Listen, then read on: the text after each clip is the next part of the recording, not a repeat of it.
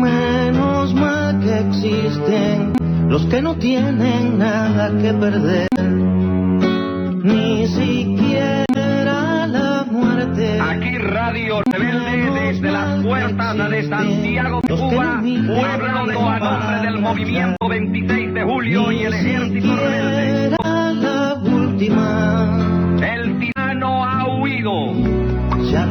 Nuestras tropas no deben hacer alto al fuego. Y al día.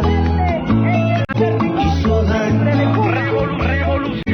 Si hay calor y si hay frío se muda. Revolución No esperan. es sentido del momento histórico. Echar sombra a una Es cambiar todo lo que debe ser cambiado. viven. Es igualdad y libertad plena. Parando contra cicatriz. Es ser tratado y tratar a los demás como seres humanos. Proyectan y lloran. Revolución Debajo es emanciparnos de sus huellas con tanto trabajo. Se mueren sin decir de qué muerte. revolución. Marca la radio Revolución. en La Habana. Menos mal que existen los que no dejan de buscarse así. Ni siquiera. Las 9:03 aquí en La Habana. Me planteaba eso del sábado pasado a esta hora, bueno, a las 10 de ustedes, con las vacas y la rural, y ahora estamos en Cuba. Son cosas que a veces vienen bien. Y esto es lo de siempre, incluyendo el calor insoportable para uno.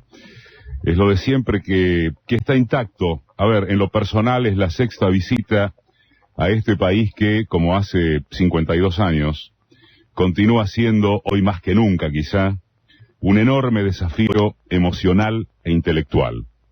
Estuve aquí en los 80, cuando la presencia de la URSS asentaba una perspectiva de estabilidad económica sin mayores sobresaltos.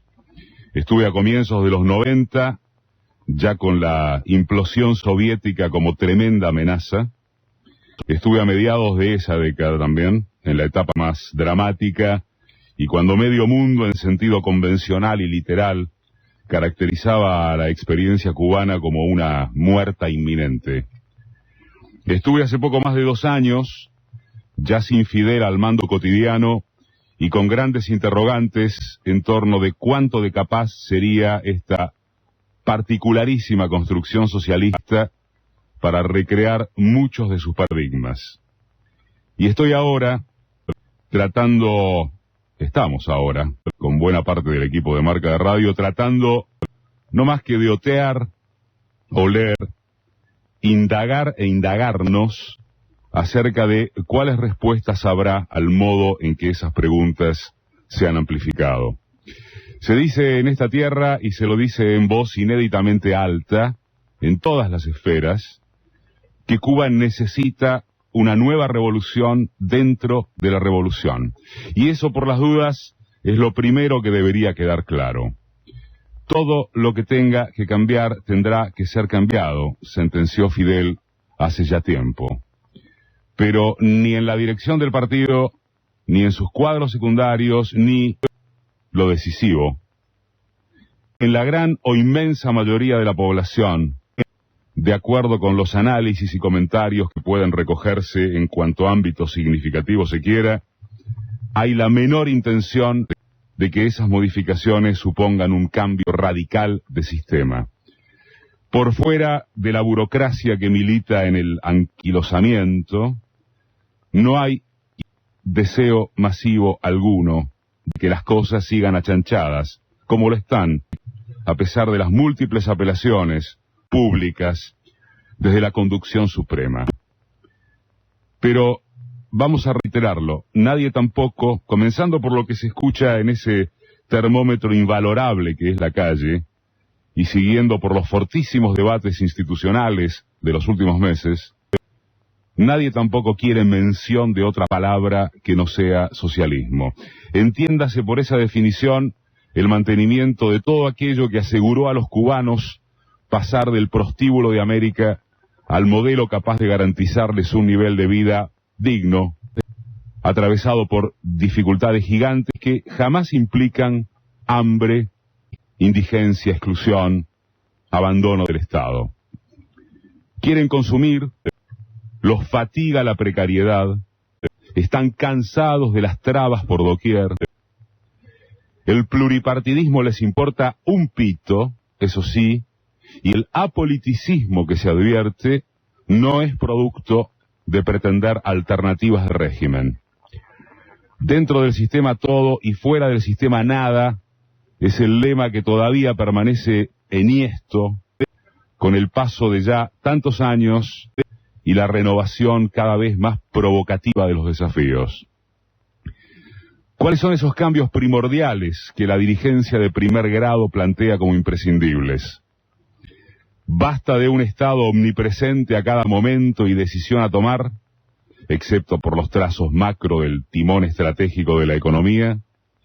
¿Basta de tierras improductivas por obra de la pereza que rige aquí, a la espera de órdenes lejanas que tantas veces no llegan o lo hacen equivocadas y contradictorias? ¿Basta de una ineficacia falazmente endosable al bloqueo comercial de los Estados Unidos? ¿No es ese cerco repugnante del imperio lo que empuja a que dos o más trabajadores consuman la labor que bien puede estar a cargo de uno? ¿No es esa actitud criminal lo que explica que un vago y un laborioso tengan el mismo ingreso? Este pueblo heroico y sus líderes revolucionarios edificaron un esquema soberano sobre tres ejes admirablemente protegidos: defensa, salud y educación. Esos bastiones encarnan una epopeya, vistas las condiciones de acecho externo, histórico, presente, bajo las cuales se prodigaron.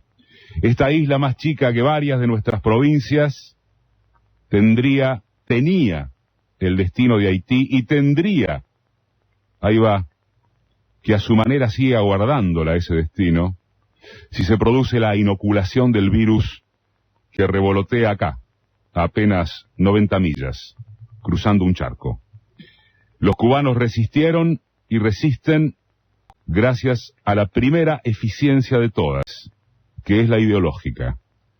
Pero llegó la hora de incorporar el eje del desarrollo productivo. Aquí se habla con énfasis del cambio de mentalidad que eso requiere. Es unánime. Sin embargo, muchos se preguntan si tal reversión puede provenir de una generación de cuadros de avanzada edad y hasta intermedios, ya demasiado habituados a que de esta forma se puede caminar bien, o a que, en cualquier caso, es mejor no tomar riesgos de innovación. El martes que pasó, estábamos en la ciudad de Ciego de Ávila, a más de 400 kilómetros de aquí de La Habana, y fue cuando el número 2 de Raúl dio un discurso de dura autocrítica al conmemorarse los 58 años del asalto al Moncada, aquel momento histórico también que significó el comienzo a partir de una derrota. A oídos extranjeros resuena sorprendente lo que escuchábamos, lo que se escuchó el martes, pero los cubanos nos advierten que ese tinte pasó a ser lo acostumbrado en los discursos. José Ramón Machado Ventura dijo frente a la multitud y al propio Raúl que ya no se soporta aprobar medidas para ver cómo duermen el sueño de los justos en un cajón. Y agregó que deben vencerse prejuicios sobre el sector no estatal de la economía. Cabe conjeturar que, al menos en parte, hizo alusión a lo que un título periodístico argentino hace unos meses rotuló como capitalismo pyme. Un tanto exagerado pero válido, define lo que se ve. 310.000 cubanos ya trabajan legalmente por cuenta propia, y a más de 200.000 les otorgaron licencias para hacerlo como empleados privados, según recientes cifras oficiales. También se ampliaron los mercados de venta libre, alrededor de 1.000 o más. en materiales de construcción. Pululan puestos callejeros que ofrecen una suerte de nuestro todo por 2 pesos, aunque más diversificado. Y esa gente está más contenta a estar por sus testimonios. Es la marcha hacia una economía mixta con fuerte dirección y control del Estado. Fernando Martínez Heredia, uno de los más lúcidos y reconocidos investigadores sociales de Cuba, ensayista y escritor, además en un rato lo vamos a escuchar, lo pone en duda. Opina que simplemente se trata de recursos de subsistencia, sin horizonte de acumulación de capital, como para que pueda hablarse de la formación de una clase empresaria.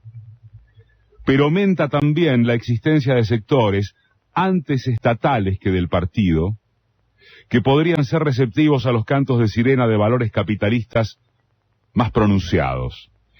Por ese motivo, subraya Martínez Heredia, subraya con contundencia, esta etapa cubana es, en cierto aspecto, más peligrosa, si no más dramática, más peligrosa, que la del período especial de los 90, siguiente a la desaparición soviética.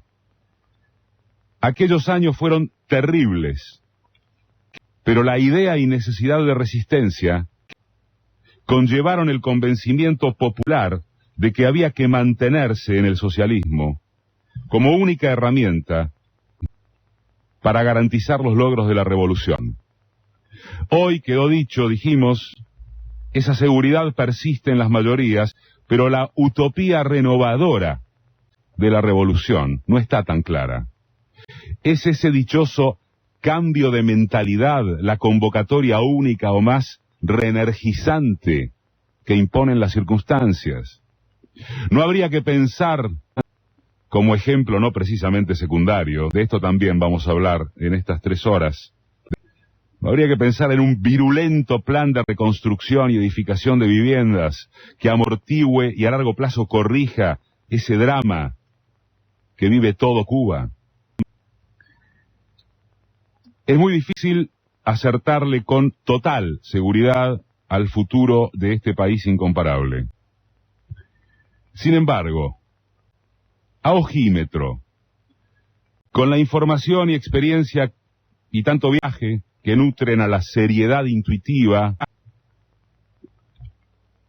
van a vencer. Los cubanos están más quejosos, y ya una generación crecida con el signo de que solo le hablan de dificultades. Esa fatiga por la precariedad lastima y la burocracia agobia, la burocracia exaspera. Pero ni aun buscándolo con todas las fuerzas, podrá encontrarse que perdieron la alegría. Y si hay indiferencia en franjas amplias, también hay debate público, como tal vez nunca se vio. Y Raúl no es Fidel, al margen de que nadie puede ser como Fidel, pero por aquí dicen que lo que le falta de oratoria, le sobra de hacedor. Y de a poco se nota un periodismo que sigue aburrido y sin gracia, pero más cerca de lo que le pasa a la gente. Y la delincuencia urbana poco menos que no existe, y lo valoran.